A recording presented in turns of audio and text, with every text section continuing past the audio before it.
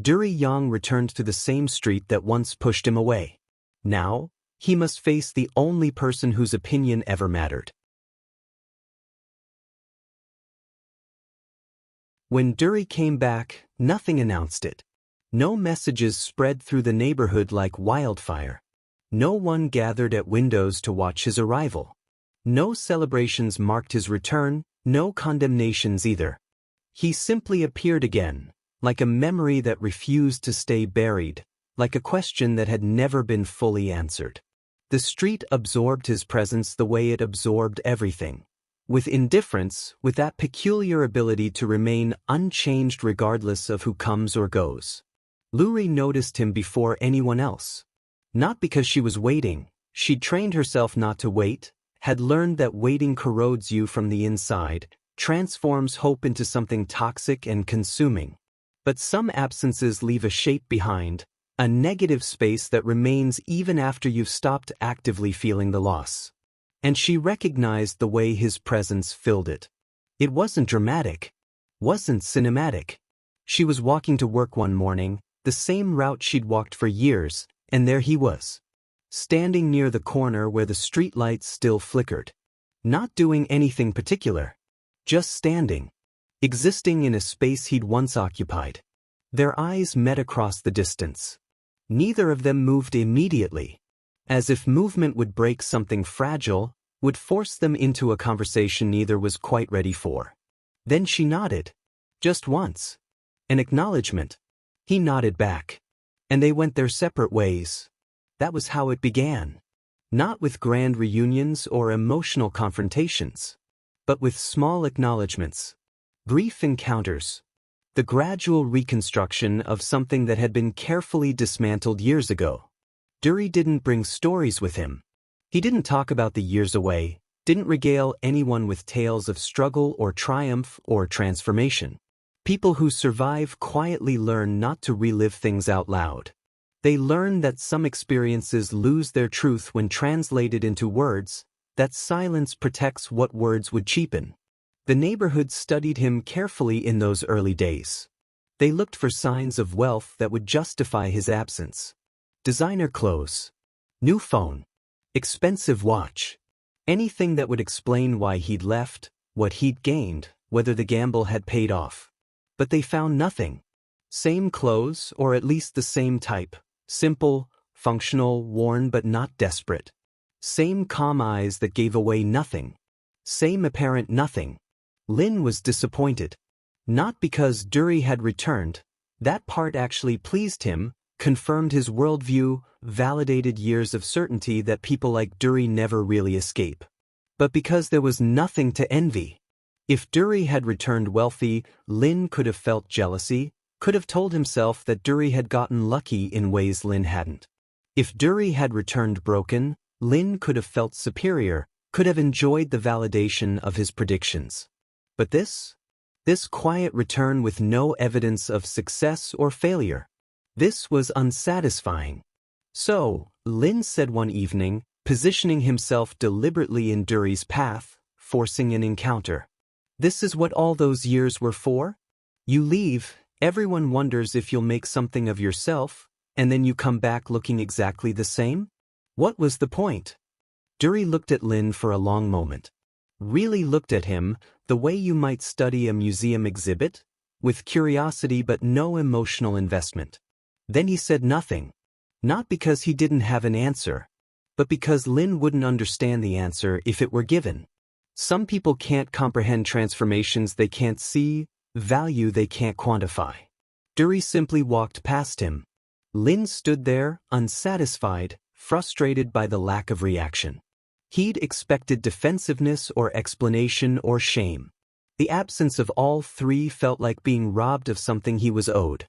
Louri invited Duri to sit where they used to. The steps. The same concrete steps where they'd spent countless evenings as younger versions of themselves, imagining futures that seemed both impossible and inevitable. The steps felt colder now. Or maybe they always had been, and Duri had simply forgotten how the cold seeped through clothing, through skin, settled into bones. They sat in silence for a while. Not the awkward silence of strangers, but the comfortable silence of people who'd once known each other so well that words had become optional. She didn't ask if he was successful. She didn't ask what he owned, where he'd lived, what he'd accomplished in the years away. She asked one thing. Are you tired? That question nearly broke him. Because yes. He was tired in ways he didn't have words for. Tired of fighting. Tired of proving. Tired of carrying the weight of expectations, his own, hers, the streets, Lin's. Tired of performing strength when he felt like collapsing. Tired of pretending that surviving was the same as winning. Yes, he said simply. She nodded. As if she'd known already, and the question had been more about giving him permission to admit it. Then rest, she said. He stayed. Not officially. Not with announcements or explanations or discussions about what staying meant for their relationship, for their future, for anything beyond the immediate present. He simply didn't leave again. He found a small room to rent. Not much. Barely bigger than the places he'd stayed during his worst years away. But it was his, paid for with money he'd saved, located on streets that at least felt familiar even if they didn't feel like home. They walked together sometimes. Quietly. Not dates, neither of them used that word, neither of them defined what this was. Just walks. Through the neighborhood that had shaped them both, past the landmarks of their shared history. The school where they'd learned that education was preparation for limited futures. The store where they'd once stolen food because hunger makes philosophers of us all. The park where swings still hung from rusted chains, barely used because children here learned early not to expect joy. They didn't talk much during these walks. But presence is its own language, and they were both fluent. Lin watched with growing impatience. This wasn't how the story was supposed to go. Duri was supposed to either triumph spectacularly, confirming that leaving could work, or fail spectacularly, confirming that Lin had been right all along. This middle ground, this quiet, undefined existence, was intolerable. She's wasting her time, Lin told others who would listen, who gathered at the corner where people without better options gathered. She's just too kind to admit it. Too invested in who he used to be to see who he actually is now. And who is he now? Someone asked. Lin struggled to answer. Because that was the problem. Duri defied easy categorization. He hadn't failed. He hadn't succeeded. He'd simply continued. A delivery driver, Lin finally said, seizing on the one concrete thing he knew. That's what all those years produced. A delivery driver. But time exposes lies, even the ones we tell ourselves. Duri found work quickly after returning. Nothing impressive. Nothing that would make Lin envious or the street proud. Deliveries. Long hours carrying packages upstairs, navigating traffic, meeting quotas that felt designed to be just barely achievable. Heavy loads that left his shoulders aching by the end of each shift. Physical labor that didn't require the language skills he'd struggled to master abroad, didn't demand credentials he didn't possess, didn't ask questions about the gaps in his resume or the years he'd spent failing in places no one here knew about. Lin noticed immediately, of course. So now you carry boxes? Lin said, not quite mockingly but close. As if the question itself was evidence of life's absurdity, of dreams betrayed, of the foolishness of ambition. Duri nodded. He didn't explain that carrying boxes was easier than carrying the weight of expectations. Didn't mention that physical exhaustion was clean, honest, nothing like the exhaustion of pretending to be someone you're not. And he kept working. Day after day. Loading vans in the early morning darkness. Navigating routes that took him through neighborhoods both familiar and foreign. Knocking on doors. Handing over packages. Collecting signatures. Moving on. What Lin didn't notice, what Lin couldn't notice, because noticing would require a kind of perception he'd never developed, was how calm Duri looked. Not happy. Calm is different from happy. But settled. Grounded. Like someone who'd stopped fighting against reality and learned instead to move with it. Louri noticed. She noticed the way tension had left his shoulders. The way his eyes didn't dart around nervously, searching for judgment or approval. The way he moved through the world like someone who'd made peace with his place in it. One night, after they'd walked their usual route and were sitting again on the steps, she asked the question that had been forming for weeks. Did it work? Duri paused. Considered. The question deserved real thought, not reflexive answers. I learned, he said finally. Learned what? That leaving doesn't solve everything. That coming back doesn't undo everything. That the story everyone tells about success and failure, it's simpler than reality. More convenient than truth. She nodded slowly, processing. So was it worth it? She asked. Another pause. Longer this time. I kept my promise, he said. To you. To myself. I didn't disappear. That's not an answer. It's the only answer I have. She looked at him for a long time. Really looked, the way people do when they're trying to see past surfaces, past performances, into whatever truth exists underneath. That's enough, she said finally.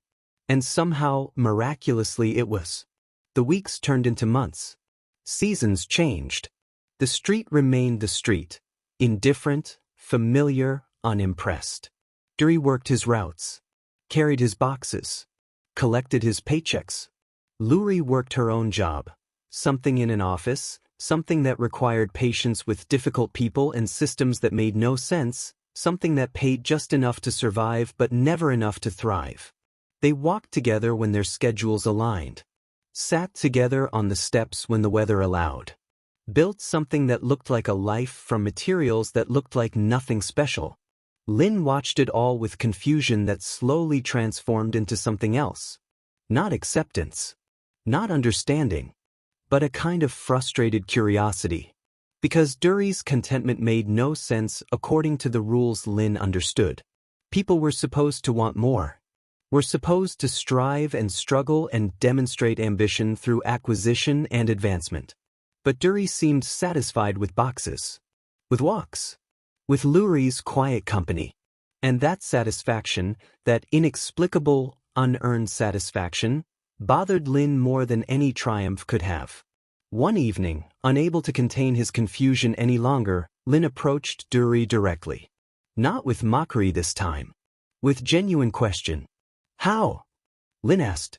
How what? How are you okay? With this?